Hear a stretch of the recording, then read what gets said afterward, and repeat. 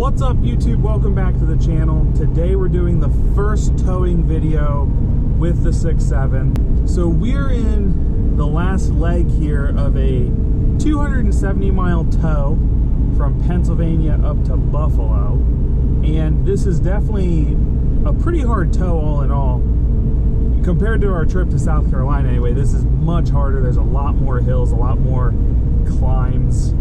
I forget where exactly it is, but there's a stretch where we go from about 400 feet elevation to over 2,000. So definitely some pretty quick up and downs. But all that aside, guys, today we're going to talk about how the 6.7 did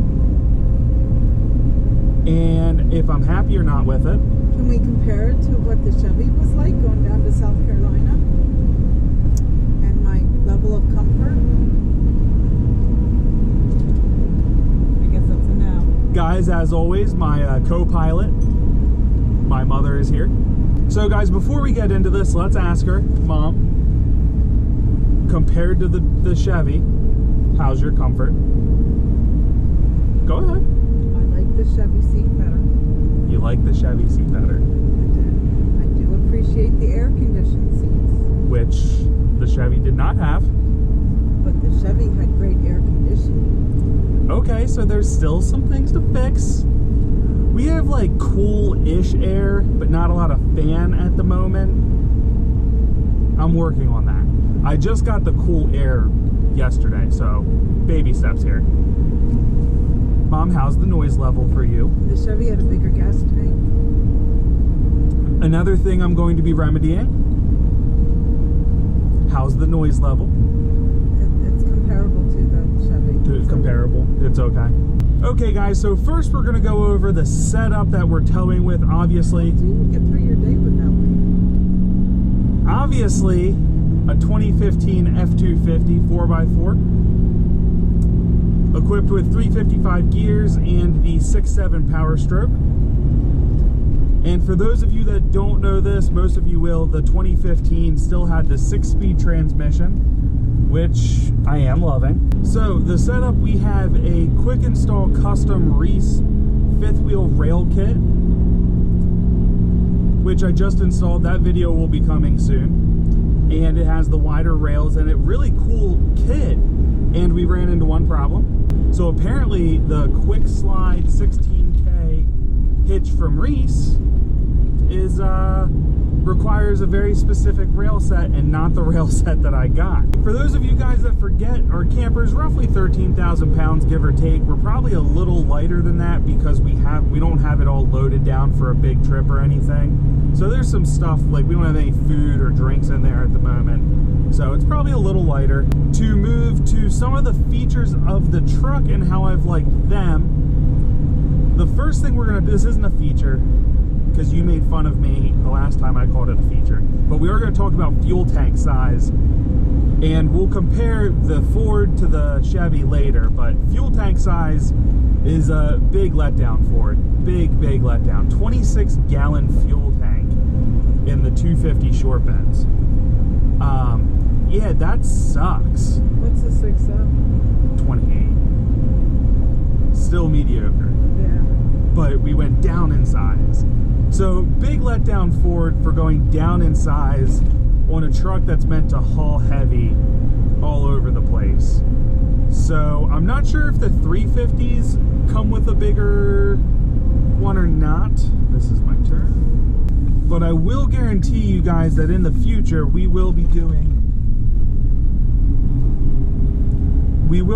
a bigger fuel tank because I'm not okay with 26 gallons. Especially after the Duramax that had a 38-gallon fuel tank.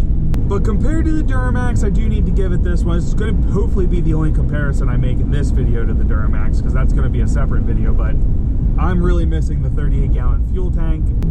As for the engine in power and performance, I'm very happy with it. It still is a very different feeling from the 6.0 that I'm used to towing with. The 6.7 Powerstroke's making plenty of power. It tows this camper with ease. Obviously, yeah, it works hard coming up some of the hills and stuff.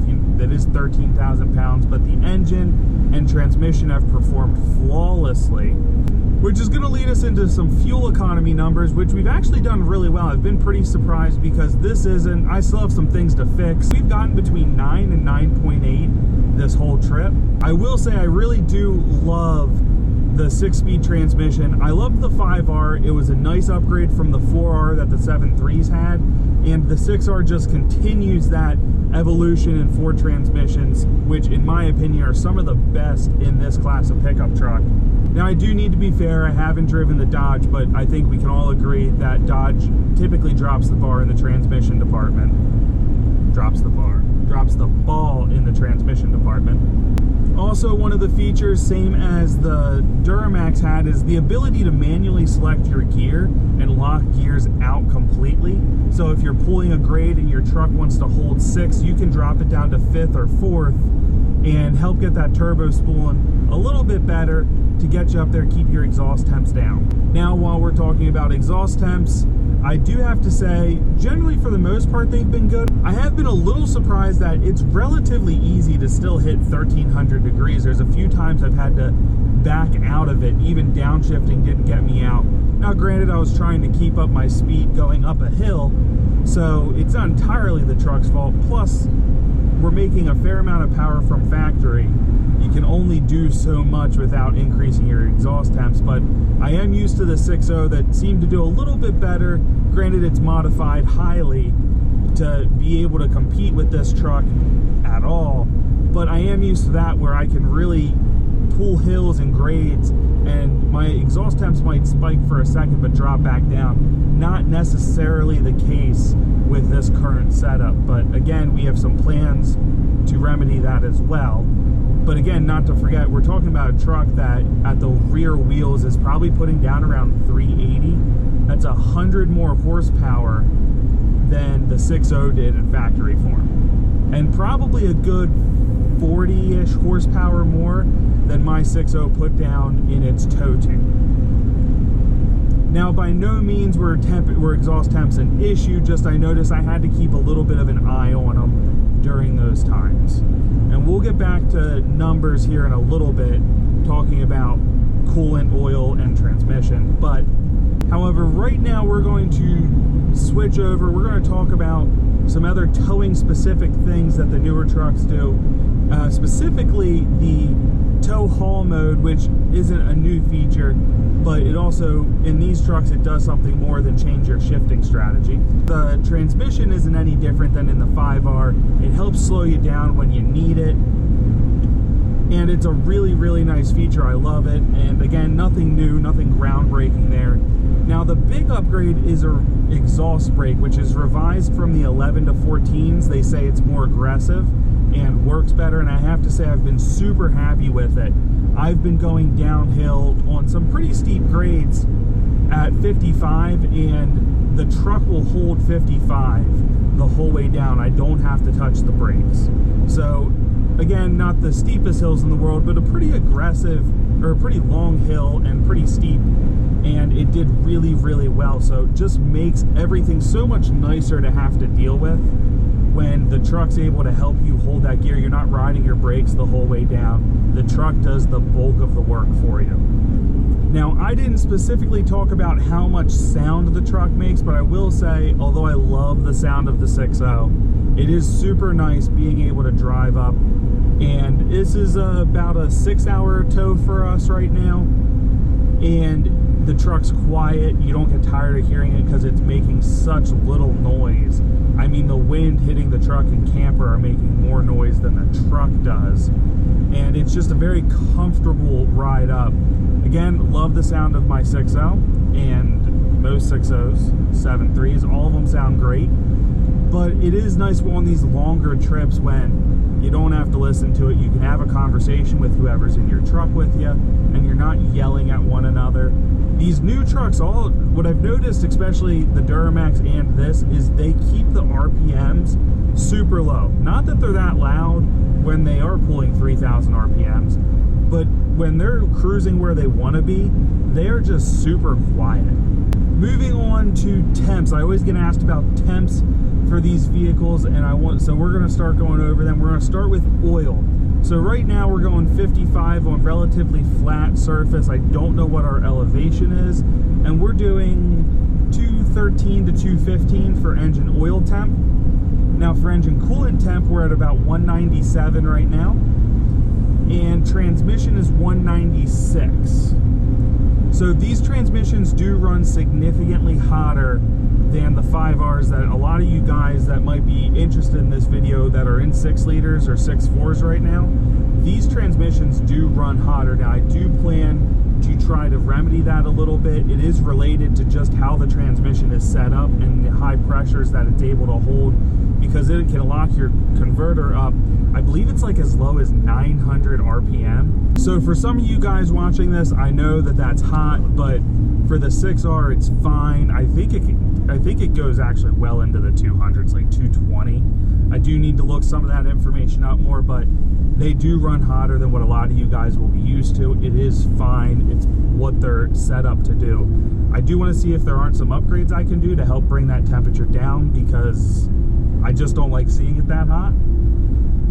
But at the end of the day, the 6R is a great transmission that's proven to be reliable, so I'm not super concerned about it. Now, engine coolant temp and oil temp. Well, that's really like, I think 205 is the most I've seen on transmission, but oil, pulling some grades and keeping speed, I have noticed 240, which is hot, but it's not overheating by any means, but it is up there compared to your normal driving around. And again, this was pulling a pretty long hill. This was typically where we go from 400 foot elevation to 2200. So it's pretty steep. Now, what I did notice at that time, the coolant temp was about 20 degrees below that. And we've been on average about 18 to 20 degree delta difference. Now, it's not like the 6.0 where you need to watch it like a hawk. I believe that's actually normal, because a lot of 6.0 guys that get into these 6.7s, I've seen them on the forums going, oh my gosh, I need to do an oil cooler. And you don't. That's from everything I've read, that's not true. I do typically, I want to say it's been more like a 10 to 15 degree delta difference, but there have been times it's been more than that. And I'm only aware of one upgraded oil cooler on the market. I'm not aware of any other. Bulletproof Diesel makes one. So maybe down the road, I don't know. But truck seems to be doing good otherwise. Most of this trip, it's been about 66 to 70 degrees. So now, just to review, there are only 2 modifications done to this truck that are not factory, and they're relatively insignificant. One is the mag-hytech oil pan, which adds an extra 2 quarts of oil to bring it up to 15. And the other is you guys haven't seen this video quite yet, it's coming. The other is we replaced the cold side pipe with a metal one, and we just upgraded that the other day before this trip, because the factory plastic one's known to blow out.